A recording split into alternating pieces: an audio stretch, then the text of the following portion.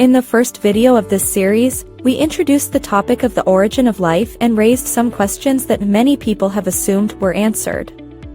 We promised that we'd address these questions in our follow-up videos, and here we are. In efforts done by Origins of Life studies, the simplest protocell that could be the source of living cells as we know it, should contain DNA or RNA, proteins and enzymes, all enclosed in a membrane. As simple as it may seem, this system includes an incredibly advanced communication system. In the previous article, we discussed the chicken-egg problem in a protocell. Now we will discuss the information evolution problem within this protocell, and generally in life as we know it. As per Webster's dictionary, information is the communication or reception of knowledge or intelligence. In any communication system, we find the core components: sender, receiver, communication medium, and the message or information to be communicated. Information is something imposed over the medium. It's using the medium, but it's not the medium. For example, someone sends a message through Morse code to someone else, who broadcasts it over radio signals, received by yet another person, who then transfers that message to another end user via a mobile phone call. The message or the information was sent multiple times using different materials and mediums. However, the information itself is non-materialistic. Similarly, any software, which is an algorithm of saved instructions, is non-materialistic, and so, intangible and invisible without hardware. Software is always running on top of hardware and relying totally on the hardware when communicating information or instructions between different nodes to perform certain functions. These nodes could be persons using the software or could be non-conscious machine parts that are programmed to send and receive information. The point about software is that it's designed and coded by human intelligence. When looking at DNA, most scientists like Richard Dawkins, Paul Davies, and John Lennox, regardless of their beliefs, admit that DNA is a real code string. Let's take a look at some of the characteristics of this biological code. Molecular sequence in DNA is not trivial or repetitive information. As DNA is a very long string of nucleotides, it can store an immense amount of information. The information within DNA is not merely Shannon information, but it's meaningful and functional. There's a great resemblance between the DNA codes and computer software programs. There's also a substantial resemblance between the biological information flow and any modern IT communication system.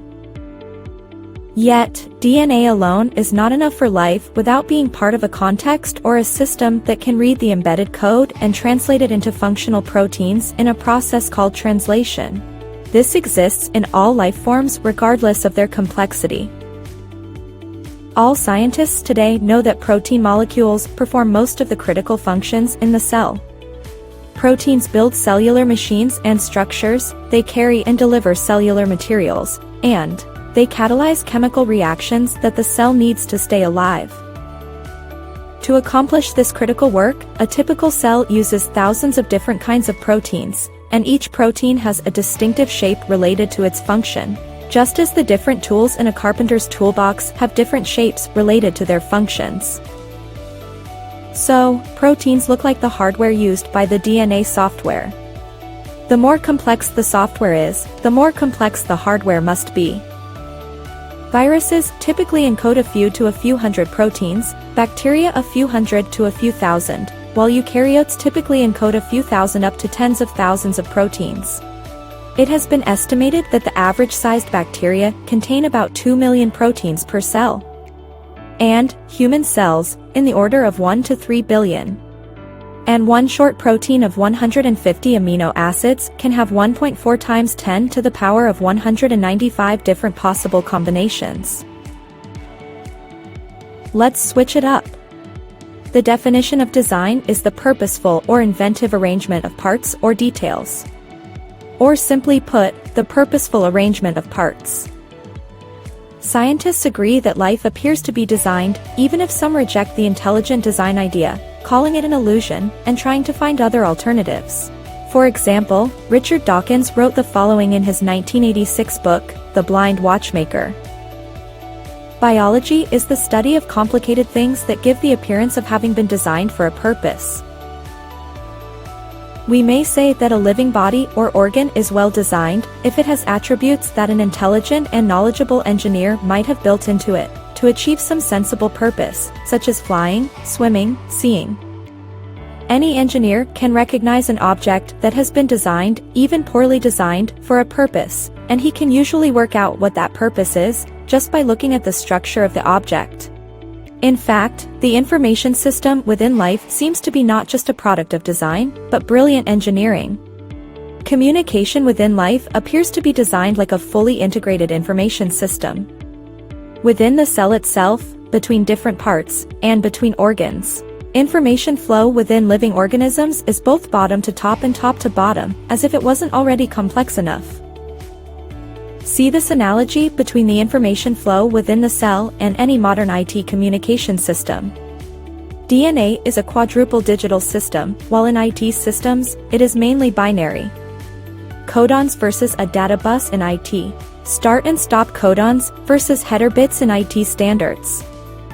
Now, the synchronization between senders and receivers within the cell implies a pre-existing design, like codon length and the DNA quadruple system to produce enough possibilities, 64, versus the produced amino acids.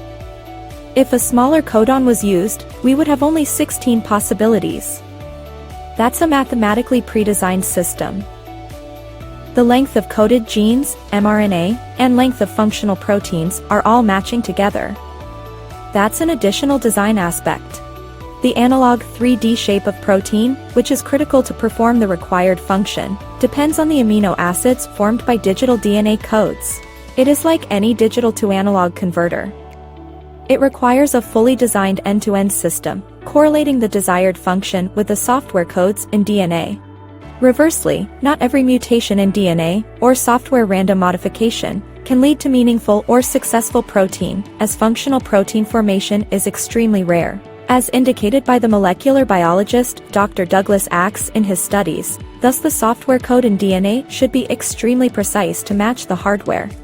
Scientists favoring abiogenesis for the origin of life constructed trials to explain how information within cells might have evolved. However, they are far away from reaching any possible explanation, and it all relies on imagination, without observed experience to support their imaginings. Let's check out some of their hypotheses. Self-replication, that would lead to trivial information, while life in even the simplest form is definitely non-trivial. Pure chance, which is mathematically extremely improbable and was rejected later. Necessity or biochemical predestination, which was also rejected as it only leads to very simple information. Prebiotic natural selection, which is a self-contradicting hypothesis about the source of information, as it requires the existence of information in the first place, so that natural selection can favor it. RNA world hypothesis, which still lacks the source of information, the source of the meaningful arrangement of nucleotides within this primitive RNA, even if it is capable of partial self-replication. The alternative model is that information in life is actually designed.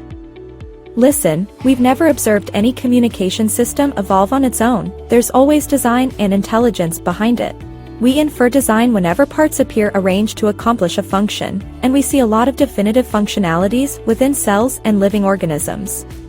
Based on the analogy with computer codes and IT systems, it is more logical to think this was intelligently designed, like what we do in computers and IT networks, than to just imagine a complete communication system, software and underlying hardware, emerging by itself, out of nowhere. Alright, let's wrap it up. Abiogenesis can't explain how information evolved, nor how that advanced communication system within cells came into existence by natural processes. Based on observations, it's more logical and scientific to conclude that information in life is the result of intelligent design.